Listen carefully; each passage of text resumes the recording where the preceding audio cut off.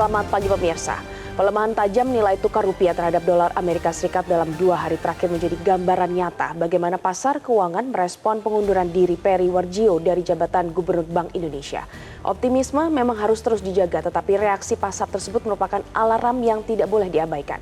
Inilah editorial Media Indonesia edisi Rabu 29 Juli 2026 dengan tema Jaga Meritokrasi di Pucuk BI. Bersama saya Glorinata, Anda juga bisa berpartisipasi dan berinteraksi langsung melalui telepon interaktif di nomor 0215839900. Dan pagi ini telah hadir bersama saya anggota Dewan Redaksi Media Group Aris Fadilah. Selamat pagi Mas Aris. Pagi Glory. Ya Mas Aris, kita langsung saja. Ini pertama kali Gubernur Bank Indonesia mengundurkan diri di tengah masa jabatannya dan berakhirnya nanti di Mei 2028 di luar alasan kontestasi politik. Kira-kira bagaimana editorial memberikan catatan terhadap hal ini? Ya, Glory, di seluruh dunia Bank Sentral adalah institusi yang paling dipercaya untuk menjaga stabilitas ekonomi. Di kita Undang-Undang Nomor 23 Tahun 1999 tentang Bank Indonesia, sebagaimana telah diubah terakhir dengan Undang-Undang Nomor 4 Tahun 2023 tentang pengembangan dan penguatan sektor keuangan, menegaskan satu tujuan Bank Indonesia. Apa tujuannya? Itu adalah mencapai dan memelihara kestabilan nilai rupiah. Nah, memang hanya satu tujuan, tapi untuk mencapainya, BI memiliki setidaknya tiga tugas besar, yaitu menetapkan dan melaksanakan kebijakan moneter, mengatur dan menjaga kelancaran sistem pembayaran, dan menjaga stabilitas sistem keuangan bersama otoritas lain. Nah, jadi ketika pemimpin lembaga sepenting ini berubah, dalam hari ini mengundurkan diri, tentu pasar menghitung ulang berbagai kemungkinan gitu kan. Apakah kebijakan akan berubah? Apakah independensi tetap akan terjaga? Apakah arah moneter masih konsisten?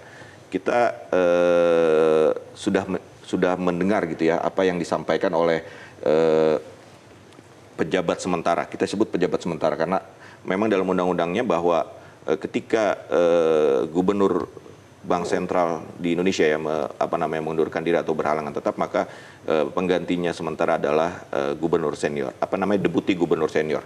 Dan Ibu Destri sudah menyatakan bahwa dia akan tetap menjaga stabilitas dan moneter dan segala macam, dan itu yang memang dibutuhkan untuk jangka pendek. Dan editorial hari ini juga menempatkan meritokrasi sebagai isu utamanya. Mengapa demikian? Iya, kembali ke independensi Bank Sentral, bahwa bukan berarti tadi kita lihat ya bahwa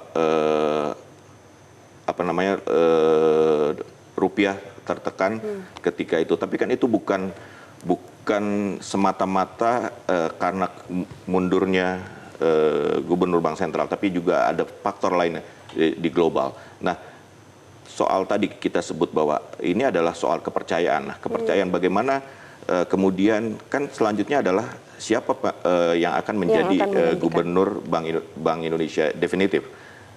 Nah, ini kan bolanya ada di pemerintah. Pemerintah ditunggu untuk menyampaikan calonnya kepada DPR karena mekanismenya memang harus melalui DPR. Dan sekarang kan DPR sedang reses. Apakah kemudian pemerintah bisa tetap mengajukan di masa reses dan kemudian DPR melakukan fit and proper test di masa reses? Itu yang kita tunggu.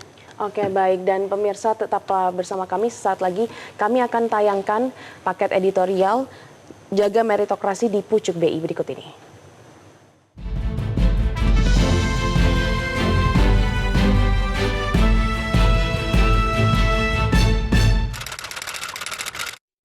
Jaga meritokrasi di Pucuk BI.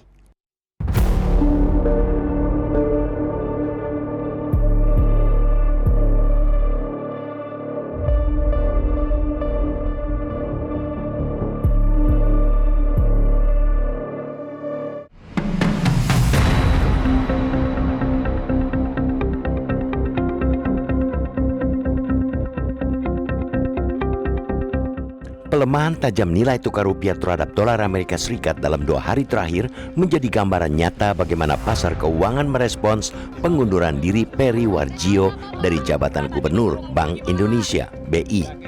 Optimisme memang harus terus dijaga, tetapi reaksi pasar tersebut merupakan alarm yang tidak boleh diabaikan. Pada Senin 27 Juli lalu, sesaat setelah Menteri Sekretaris Negara Prasetyo Hadi mengumumkan bahwa Presiden Prabowo Subianto telah menerima surat pengunduran diri Peri sehari sebelumnya, nilai tukar rupiah langsung menembus Rp18.000 per dolar Amerika Serikat. Sehari kemudian, Selasa 28 Juli, tekanan belum juga mereda. Rupiah kembali melemah dari Rp18.060 menjadi Rp18.084 per dolar Amerika Serikat. Reaksi itu dapat dipahami. Pengunduran diri Peri berlangsung secara mendadak dan terjadi jauh sebelum masa jabatannya berakhir pada Mei 2028. Lebih dari itu, Peri merupakan satu-satunya gubernur BI pada era reformasi yang dipercaya menjabat selama 2 periode penuh. 8 tahun memimpin Bank Sentral menunjukkan adanya kesinambungan kebijakan yang selama ini menjadi salah satu penopang kepercayaan pasar. Peristiwa ini juga memiliki arti penting karena merupakan kali pertama seorang gubernur BI mengundurkan diri di tengah masa jabatan dengan alasan di luar kontestasi politik. Sebelumnya, Budiono meninggalkan kursi gubernur pada 2009 karena maju sebagai calon wakil presiden. Apapun alasan dibalik pengunduran diri tersebut, yang terpenting saat ini ialah memulihkan kepercayaan pasar secepat mungkin. Kepastian di tubuh Bank Sentral mesti cepat diwujudkan karena hanya dengan kepastian itulah kredibilitas pengelolaan ekonomi makro baik di dalam negeri maupun di mata dunia bisa dijaga. Jalan keluar paling efektif adalah memastikan proses pergantian kepemimpinan BI berjalan berdasarkan prinsip meritokrasi. Pengganti Peri harus dipilih karena kompetensi, integritas, pengalaman, dan independensinya, bukan karena kedekatan politik ataupun hubungan kedekatan lainnya. Bank Sentral hanya akan dipercaya jika dipimpin figur yang bebas dari konflik kepentingan. Aspek independensi inilah yang kini menjadi perhatian publik. Sempat muncul spekulasi mengenai kemungkinan adanya intervensi politik terhadap suksesi di Bank Sentral. Sempat muncul spekulasi dugaan adanya sosok yang telah dipersiapkan untuk menduduki kursi gubernur. Karena itu, Presiden memiliki kepentingan besar untuk menepis seluruh spekulasi tersebut. Cara paling meyakinkan ialah memastikan bahwa proses penunjukan gubernur BI berlangsung transparan, profesional, dan sepenuhnya berpijak pada prinsip meritokrasi. Independensi Bank Sentral merupakan fondasi utama stabilitas ekonomi yang tidak boleh dikorbankan oleh kepentingan apapun. Saat ini, kandidat terkuat ialah Deputi Gubernur Senior BI, Destri Damayanti. Sesuai pasal 50 ayat 2 Undang-Undang Nomor 23 Tahun 1999 tentang Bank Indonesia, ia secara otomatis menjalankan tugas sebagai pejabat gubernur BI hingga gubernur definitif ditetapkan. Dalam 2 hari terakhir, Destri menunjukkan kepemimpinan yang patut diapresiasi. Ia tidak sekadar menyampaikan optimisme kepada publik, tetapi juga memaparkan langkah-langkah konkret BI untuk menjaga stabilitas nilai tukar. Mulai dari intervensi di pasar spot, pasar non-deliverable forward NDF, domestic non-deliverable forward DNDF, hingga berbagai kebijakan yang bertujuan menarik kembali aliran modal asing termasuk melalui penurunan biaya lindung nilai, hedging. Rekam jejak Destri pun memberikan modal yang kuat. Sebelum bergabung dengan BI, ia dikenal sebagai ekonom dengan pengalaman panjang di sektor perbankan. Dengan tersedianya figur yang memiliki kompetensi dan pengalaman memadai, Presiden semestinya tidak menunda pengajuan calon gubernur definitif kepada DPR. Kepastian kepemimpinan di Bank Indonesia akan menjadi sinyal kuat bahwa stabilitas ekonomi nasional tetap terjaga. Lebih penting lagi, proses itu harus menjadi bukti bahwa meritokrasi tetap menjadi panglima dalam menentukan nahkoda Bank Sentral Indonesia.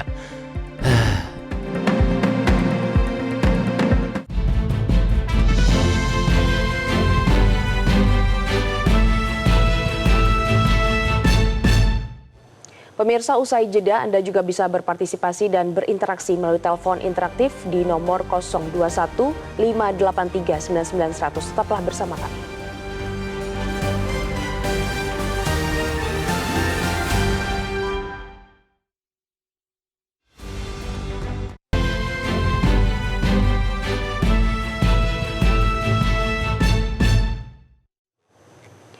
Terima kasih pemirsa, Anda kembali bersama kami di Editorial Media Indonesia. Dan sebelum kami lanjutkan perbincangan, sudah ada penelpon Bapak Edward dari Curug Bengkulu. Selamat pagi Bapak Edward. Selamat pagi Metro TV.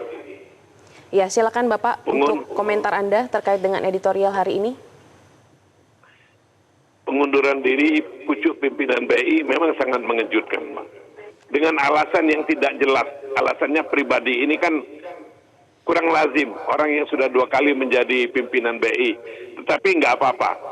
Kita berharap sesuai dengan judul, pemilihan pimpinan yang berikutnya harus meritokrasi. Kalau kita lihat ibu ini yang menjadi deputi senior ini berdasarkan pengalaman, berdasarkan background pendidikan, punya kapabilitas, punya integritas, dan punya kapasitas untuk menjadi direktur BI. Guncangan-guncangan ekonomi sementara ini wajar-wajar terjadi karena ada kekagetan dalam masalah pertukaran pimpinan BNI. Mudah-mudahan kebijaksanaan yang diambil nanti akan lebih baik dari pengalaman-pengalaman yang sudah. Mereka akan menimbulkan kepercayaan kembali dari investor-investor. Kuncinya BI harus mencari investor sebanyak-banyak. Bagaimana caranya menimbulkan kepercayaan? Semua kebijaksanaan harus berpihak kepada bangsa dan negara. Jangan ada kepentingan-kepentingan politik atau kepentingan-kepentingan lainnya yang mempengaruhi dalam kebijakan. Kita berharap biarkan semuanya berlalu, tetap jalankan programnya dengan sebaik-baiknya. Meritokrasi adalah kunci dari semua lini jabatan. Indonesia kelemahannya itulah, karena tidak menganut paham meritokrasi dalam memposisikan seorang sampai ke jalur yang paling bawah ke daerah-daerah itu nggak ada meritokrasi. Sekarang ini buktikan di BI bahwa meritokrasi adalah kuncinya. Mudah-mudahan kepercayaan dari masyarakat akan timbul dan ekonomi kita akan pulih. Jangan biasa ada kaget sebentar-sebentar waktu. Terima kasih Metro TV. Baik, terima kasih Bapak Edward. Ya, Mas Haris tadi menanggapi Bapak Edward, dikatakan bahwa alasan pengunduran diri Gubernur BI ini tidak biasa, tidak lazim. Kemudian pemilihan ini harus berdasarkan atas prinsip meritokrasi. Ya, kita fokus ke soal meritokrasi ya. Mengapa meritokrasi itu penting, terlebih di tubuh Bank Sentral. Karena kita tadi sudah bicara di awal bahwa Bank Sentral dalam hal ini Bank Indonesia itu harus menjunjung tinggi namanya independensi. Itu ada undang-undangnya, harus independen. Sekarang pertanyaannya mengapa harus independen? Karena tugas Bank Sentral ini kan tidak, memang seringkali tidak populer. Coba bayangkan, pemerintah ingin mendorong pertumbuhan ekonomi secepat mungkin. Cara tercepatnya kan memperbanyak uang beredar, suku bunga diturunkan, likuiditas diperbesar. Tapi kan itu tidak bisa dilakukan serta-merta. Ekonomi memang tumbuh kalau itu dilakukan, tapi kan kalau berlebihan dampaknya juga berbahaya gitu. Inflasi melonjak, nilai uang turun misalnya, daya beli masyarakat ikut turun. Karena itulah Bank Sentral tidak boleh bekerja berdasarkan kepentingan politik jangka pendek. Undang-Undang Bank Indonesia secara tegas menyatakan bahwa Bank Indonesia adalah lembaga negara yang independen dalam melaksanakan tugas dan wewenangnya. Artinya tidak boleh ada pihak yang mengintervensi kebijakan moneter. Karena yang dijaga bukan sekedar kurs, yang dijaga adalah kepercayaan. Tapi independen itu bukan berarti berlawanan dengan kebijakan gitu ya, dengan kebijakan secara umum.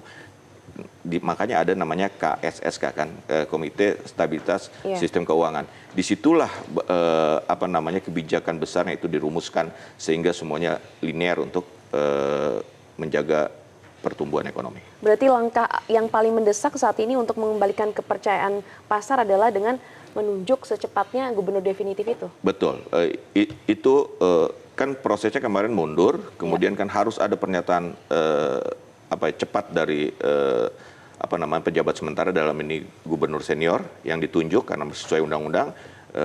Ibu Destri sudah menyatakan bahwa dia akan menjalankan, tadi kita di editorial disebutkan apa saja sudah dilakukan, dan itu step selanjutnya adalah harus ada penunjukan segera definitif, karena itu yang akan menjadi menumbuhkan kepercayaan di pasar, dan siapa orangnya itu juga sangat menentukan, dan kita menantikan itu semua. Dan seberapa besar pengaruh sosok Gubernur BI yang baru ini terhadap kepercayaan investor, kita akan bahas lengkapnya usai jeda berikut ini. Pemirsa, tetaplah bersama kami.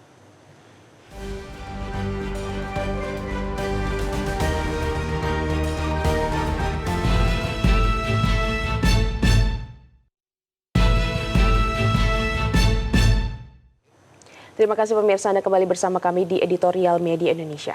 Mas Haris, kita lanjutkan perbincangan hari ini. Mas Haris, kalau kita lihat pelemahan rupiah. Dan editorial mendorong Presiden agar segera mengajukan calon gubernur definitif ke DPR. Nah, apakah kecepatan untuk penunjukan sosok gubernur yang baru ini sama pentingnya dengan kualitas gubernur BI yang baru? Ya, tadi kita sebut ya, bola ada di tangan Presiden. Tadi Glory katakan, bola saat ini ada di tangan Presiden. Konstitusi memberikan kewenangan kepada Presiden untuk mengajukan calon gubernur Bank Indonesia kepada DPR. Masyarakat tentu berharap prosesnya cepat. Tapi yang lebih penting, sesuai dengan tema editorial adalah berjalan berdasarkan meritokrasi. Apa itu? Kompetensi, integritas, pengalaman, dan tentu saja independensi. Independensi.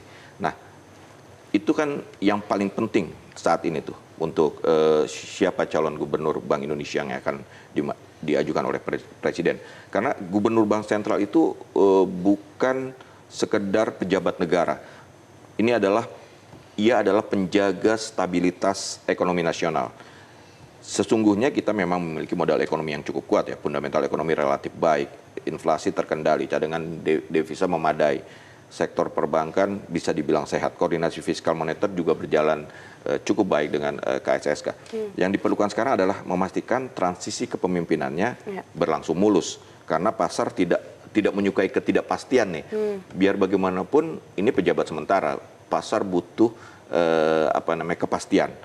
Karena pasar memang menyukai kepastian gitu kan, dan kepastian itulah yang akan menjadi pesan paling kuat kepada dunia bahwa Indonesia tetap mampu menjaga stabilitas ekonominya. Dan saat ini tentu saja publik menuntut independensi dari Bank Indonesia dan juga menunggu siapa sosok gubernur Bank Indonesia definitif. Baik. Betul. Pemirsa, kepastian kepemimpinan di Bank Indonesia akan menjadi sinyal kuat bahwa stabilitas ekonomi nasional tetap terjaga.